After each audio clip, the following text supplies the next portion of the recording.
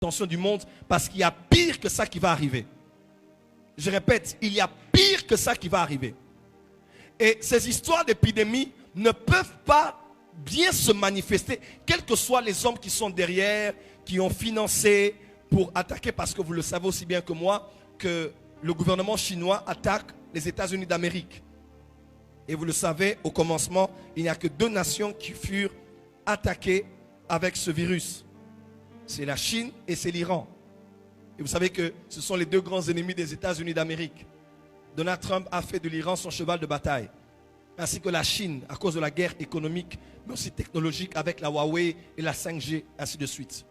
Et lorsque ça commençait, on a dit non, ce sont les Américains qui sont derrière ça. Il se peut que ce soit vrai. Donc, je préfère dire, il semble que, pour ne pas faire une accusation gratuite. Mais nous savons le plan que certaines personnalités économiques, à cause de leur philosophie, ils ont eu de détruire une partie de la population mondiale. Le box-office a explosé avec la sortie d'un film qui a même dépassé Avatar. Le film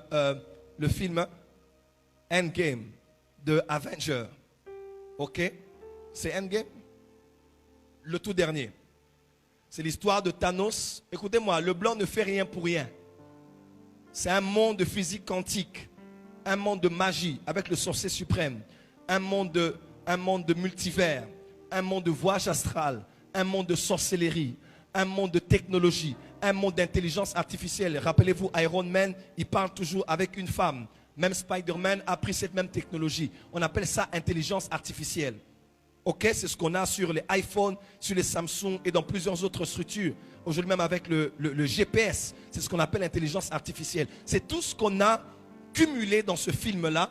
Des êtres qui viennent d'une autre planète, des démons, des esprits qui viennent de la terre, des personnes qui ont rencontré des énergies. Même dans les X-Men aussi, qui ont rencontré certaines énergies spirituelles dans les airs, dans les astres et ainsi de suite. C'est tout ce qu'on a aujourd'hui. Quelqu'un peut dire amen?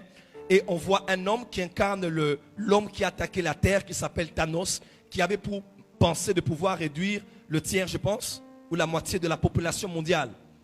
Et c'est ce que certaines personnes font. Ils le font, vous allez les voir, les numéro 1 philanthropes du monde.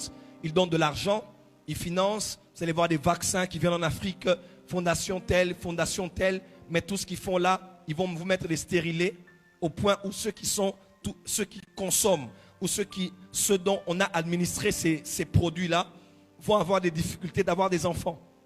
Parce qu'ils savent que démographiquement parlant, l'Afrique, que ce soit numéro 1, le Nigeria en 2050, le Nigeria sera le 3e pays le plus peuplé du monde. Et dans les top 5, la RDC sera 5e. Oui, j'ai vu des statistiques. La RDC sera 5e. Donc, l'Afrique est le continent le plus jeune. L'Europe a vieilli. Amen, amen. C'est le continent le plus jeune. Une bonne partie de ceux qui sont ici sont des jeunes. Ils ont encore la force. Alors, ils le font pour réduire une partie de la population mondiale. C'est comme ça qu'ils encouragent des coups d'État et des guerres et des rébellions pour tuer et tuer et tuer encore. Quelqu'un peut dire amen? Et non seulement ça, pour réduire la population mondiale, ils ont aussi promu ce qu'on appelle le terrorisme. On a ce qu'on a avec Boko Haram, avec les Al-Shabaab et tout ça au nord du Mali, au Nigeria, au Burkina Faso et même ici dans les pays du Sahel, en Afrique subsaharienne, en Afrique australe. Tous ces groupements terroristes-là, c'est pour tuer. Et on se pose la question, où est l'Union africaine? Où est l'Union européenne? Toutes ces choses se passent parce qu'il y a des gens derrière qui ont de l'argent et qui ont décidé de promouvoir leur philosophie avant. Pourquoi? Parce qu'ils se disent qu'il y a peu de ressources pour la démographie actuelle. Alors il faut réduire. C'est vrai. Les ressources que nous avons aujourd'hui peuvent suffire au monde entier, mais seulement la répartition est mauvaise. Il y a plus d'argent que des êtres humains sur la terre. Il y a 7 milliards de personnes sur la terre, mais il y a des personnes qui ont plus d'1 milliard de dollars.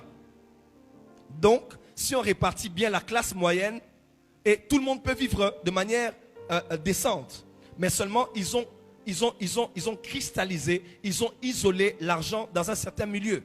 Et c'est eux qui ont décidé que cela se fasse. L'une de leurs stratégies, à part le terrorisme, c'est aussi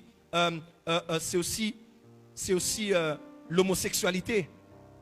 Oui, Barack Obama, lors de son second mandat, était ici au Kenya, en train de nous raconter l'homosexualité. On s'est posé la question pourquoi. Parce qu'ils veulent réduire le taux de nativité. C'est ça, le taux de naissance. Et ils ont plusieurs stratégies comme ça. Et ils sont en train de combattre ce que Dieu a dit, multipliez la terre, multipliez-vous et ainsi de suite. C'est vrai qu'il faut aussi avoir des enfants de manière sage. Mais leur but, c'est de réduire sensiblement la population mondiale. Amen, amen. Mais ça, c'est sous les plans de théorie du complot. Je ne vais pas aller là-bas, je vais plutôt aller dans les Écritures. Dieu a attiré notre attention sur les